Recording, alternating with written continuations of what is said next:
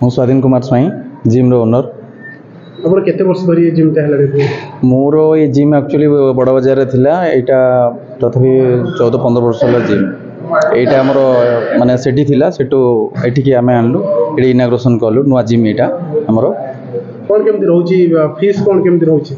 ফিস এমতি 1000 টাকা রহুচি admission, monthly final হেইনি 700 average সেটি রহব, কেন জগতসিংহপুর নেইকিনি ফিস। তো কেমতি কোন রহুচি টাইমিং পিলা মানে? টাইমিং সকাল 5 রু স্টার্ট 10:30 পর্যন্ত, ଆଉ ସନ୍ଧ୍ୟା ରହୁଛି 4 ରୁ ଷ୍ଟାର୍ଟ, 3:30 4 ରୁ ଷ୍ଟାର୍ଟ, ରାତି 10ଟା 10:30 ଯାଏଁ। टीचर ମାନେ ସବୁ ଯୋଉ ଅଛନ୍ତି, ଆପଣ କେତେ ଜଣ टीचर ଅଛନ୍ତି? टीचर ମୋ ଏଠି ଅଭି, ସେ ହେଉଛି ମୋର ଟ୍ରେନର, ଆଉ ଗୋଟେ ପିଲା ବି ରହିବାର ଅଛି। ବର୍ତ୍ତମାନ କେତେ କ'ଣ ଷ୍ଟ୍ରେନ୍ଥ ଅଛି? କ'ଣ ରହିଲେ ପିଲା କେତେ ବର୍ତ୍ତମାନ ସୁଦ୍ଧା ଆସୁଛନ୍ତି? ପିଲା 70-80 ପିଲା ଆମର କଣ୍ଟିନ୍ୟୁ ରହୁଛନ୍ତି, ଆଉ ପିଲା ବହୁତ ଆଡମିସନ କରିବା ପାଇଁ ଅଛନ୍ତି। ଆଜି ଆଡମିସନଟା ହେଇପାରିଲାନି, ଏଥିପାଇଁ କି ବହୁତ ଭିଡ଼ ଥିଲା, କାଲିଠୁ ଆଡମିସନ ଷ୍ଟାର୍ଟ। ଆପଣ ବଡ଼ ବଜାରରେ କରିଥିଲେ, ସେଠି ପିଲା କେମିତି କ'ଣ, ସେ ଯୋଉ ଆଟମୋସ୍ଫିୟର ଥିଲା, ଆଜି ଆପଣ ଚର୍ଚ୍ଚିଆ ବଜାର ଆସୁଛନ୍ତି, ଆପଣଙ୍କୁ ଲାଗୁଛି ଏଠିକି ଯେ ପିଲା ଷ୍ଟ୍ରେନ୍ଥ ବଢ଼ିବ ବୋଲି? ବହୁତ ବଢ଼ିବ, ହେଲା ପିଲା ଚାହୁଁଛନ୍ତି ଭଲ ଜିମ୍। ଆମର ସବୁଠୁ ଭଲ ଜିମ୍ ହେଇଛି ଜଗତସିଂହପୁରର, ଆଉ ପିଲାଙ୍କୁ ନେଇକିରି ଜିମ୍ ହେଇଛି। ଜିମ୍ ଯୋଉ ଟାଇପ୍ର ପିଲା ଚାହିଁଲେ ସେଇ ଟାଇପ୍ର ଜିମ୍ ହେଲା, ଆଉ ଯୋଉ ଟାଇପ୍ର ଚାହିଁବେ ବି ସେ ଜିମ୍ଟା ଆହୁରି ଉନ୍ନତି ହେବ। କିନ୍ତୁ ଆପଣ ଜିମ୍ କରିବା ପାଇଁ ଏମିତି ଆପଣ ଆଗ୍ରହ କାହିଁକି ହେଲେ? ଦେଖନ୍ତୁ, ମୁଁ ଛୋଟବେଳୁ ସଲମାନ ଖାନର ଫ୍ୟାନ୍ ଥିଲି, 10th କ୍ଲାସ୍ 9th କ୍ଲାସ୍ରୁ। ସେତେବେଳେ ମୁଁ ଘରେ ନିଜେ ନିଜେ ଡିପ୍ସ ମାରିବାଠୁ ଆରମ୍ଭ କରି ଚିହ୍ନ ମାରିବାଠୁ ଆରମ୍ଭ କରି ହେଣ୍ଡ ସବୁ କରୁଥିଲି। ଛୋଟବେଳୁ ମୋର ଗୋଟେ ଆଗ୍ରହ, ମୁଁ ଜିମ୍ କରି ଫିଟନେସ୍ ମୋର ଭଲ ରହିବ, ବଡି ଫିଟନେସ୍ ଭଲ ରହିବ। ମୁଁ ଛୋଟବେଳୁ ଏମିତି ଆଗ୍ରହ, ଛୋଟବେଳୁ ହିଁ ମୁଁ ଜିମ୍ କରିଛି। ତେଣୁ ଆଜିକା ଡେଟ୍ରେ ଜିମ୍ ହେଉଛି ସବୁ ୟଙ୍ଗ ମାନଙ୍କର ସବୁ ପରିଚୟ, ଫିଟନେସ୍ ଫିଗର ୱିଥ୍ ଜିମ୍ରେ। ମାନେ ସୁଶାନ୍ତ କୁମାର ସାହୁ, ଜଗତସିଂହପୁର। ଏଇ କାଟୁ ଜିମ୍କୁ 4 ବର୍ଷ ହେଲା ଆସିଲିଣି। କାଟୁ ଜିମ୍ ସବୁଠୁ ହେଉଛି ବେଷ୍ଟ ଜିମ୍ ଜଗତସିଂହପୁରରେ, ସବୁଠୁ ବେଷ୍ଟ। ଟ୍ରେନର ବି ଭଲ ରହୁଛନ୍ତି, ସମସ୍ତଙ୍କୁ ଭଲ ଶିଖାଉଛନ୍ତି, ସବୁବେଳେ ହେଲ୍ପ ମିଳୁଛି। ଟ୍ରେନିଂ ସମୟରେ ଆପଣ କ'ଣ କେମିତି ସାହାଯ୍ୟ କରନ୍ତି ଟ୍ରେନର? ଟ୍ରେନର ଆମେ ଭୁଲ ଭାଲ ମାଇଲେ କି ଆସିକି ଦେଖାଇ ଦିଅନ୍ତି କି ଏଇ ସେଟ୍ ପରେ ଏଇଟା, ଆମେ ପଚାରିକି ବି ମାରୁ, ଯୋଉଟା କହୁ ପରଫେକ୍ଟ ବି ଦେଖାନ୍ତି। ଆପଣ ଆଗରୁ ଯାଉଥିଲେ ବଡ଼ ବଜାରକୁ ଯାଉଥିଲେ, ଆଜି ଏଠି ନୂଆ ବ୍ରାଞ୍ଚ ଖୋଲାଗଲା, ଯାଇକି ସିଫ୍ଟ କରିଗଲେ ଚର୍ଚ୍ଚିଆ ବଜାରକୁ।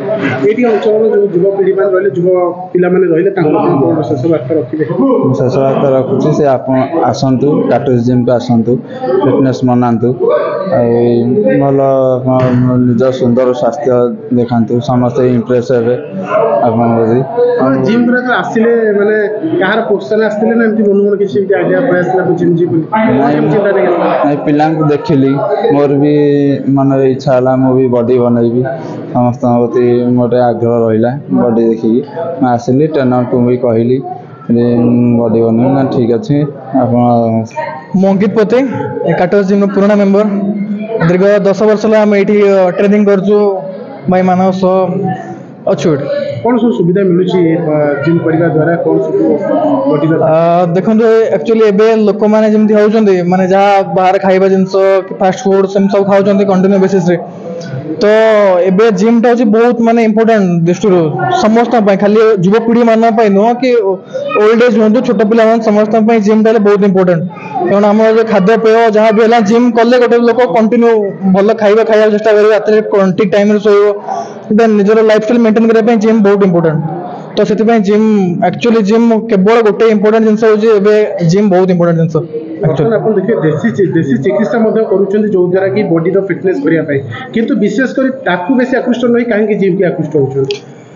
ଦେଖନ୍ତୁ, ଜିମ୍ରେ ଆମ ଦେଶୀ ଚିକିତ୍ସା ଯଦି କହୁଛନ୍ତି ଆପଣ, ଏବେ ଫାଷ୍ଟ କରି ଛୋଟ ପିଲାମାନେ, ତ ଛୋଟ ପିଲା ହୁଅନ୍ତୁ ଯୁବପିଢ଼ି ହୁଅନ୍ତୁ, ସମସ୍ତେ ସୁନ୍ଦର ସ୍ୱାସ୍ଥ୍ୟ ସମସ୍ତେ ଚାହୁଁଛନ୍ତି, ସମସ୍ତଙ୍କର ଚାହିଦା ହେଲେ ସୁନ୍ଦର ସ୍ୱାସ୍ଥ୍ୟ, କେମିତି ଭଲ ଫିଜିକ୍ କରିବ, କେମିତି ମେନ୍ ଆଟ୍ରାକ୍ସନ୍ ରହିବ ବୋଲି ଫାଷ୍ଟ ଏଇ ପାଇଁ ଆଟ୍ରାକ୍ସନ୍ ପାଇଁ ଗଲେ ହିଁ ତ ନିଜକୁ ଡେଭଲପ୍ କରିବା ପାଇଁ ଚେଷ୍ଟା କରୁଛନ୍ତି। ତ ଜିମ୍ ବହୁତ ଇମ୍ପୋର୍ଟାଣ୍ଟ ରହୁଛି, ଯେମିତିକି ଆମେ ସବୁ ପର୍ଟିକୁଲାର ଗୋଟେ ମସଲ୍କୁ ଆମେ ଟ୍ରେନ୍ କରିପାରୁଛୁ, ପର୍ଟିକୁଲାର ମସଲ୍। ଖାଲି ଡକ୍ଟର ମାନେ କହୁଛନ୍ତି କ'ଣ ମେଡ଼ିସିନ୍ ଖାଅ, ଏକା ସେ ରୋଗ ହେଲା ପରେ ହିଁ ଯାଇକି ଜିମ୍ ମାନେ ଯାହା ବି କହୁଛନ୍ତି ୱାର୍କଆଉଟ୍ କର, ଖାଇବା ଠିକ୍ କର, ତ ଆମେ କିନ୍ତୁ ରୋଗ କେମିତି ନ ହେବ ସେଇଟା ଆମର ଜିମ୍ ଆସିଲେ ହିଁ ଜାଣିପାରିବ, ରୋଗ ହେବା ପୂର୍ବରୁ। ଏଇ କାଟୁ ଜିମ୍ରେ କ'ଣ କେମିତି ମାନେ କେମିତି କ'ଣ ଏଠି ବର୍ତ୍ତମାନ ଟ୍ରିଟମେଣ୍ଟ କରାହେଉଛି, ଯେଉଁମାନେ ରହିଛନ୍ତି କୋଉଟା ଗାଇଡାନ୍ସ ଯେଉଁ ଅଛନ୍ତି, କ'ଣ ଟ୍ରେନର ମାନେ ଆମର ଏଠି ବହୁତ ଭଲ ଅଛନ୍ତି, ଜାଣିଥିବେ ଅଭି ଭାଇ ବହୁତ ପୁରୁଣା ଟ୍ରେନର, ଏଠିକାର ସବୁଠୁ ପୁରୁଣା ଅଛନ୍ତି, ତ ତାଙ୍କଠୁ ଆମେ ଶିଖିକି ସବୁ ଅଛୁ, ତ ସାର୍ଟିଫାଇଡ୍ ବି ରହୁଛୁ, ଆମେ ବହୁତ ସାର୍ଟିଫିକେସନ୍ କରିଛନ୍ତି ବି, ତ ବହୁତ ମାନେ କ'ଣ ପଚାରିଲେ ଆପଣ?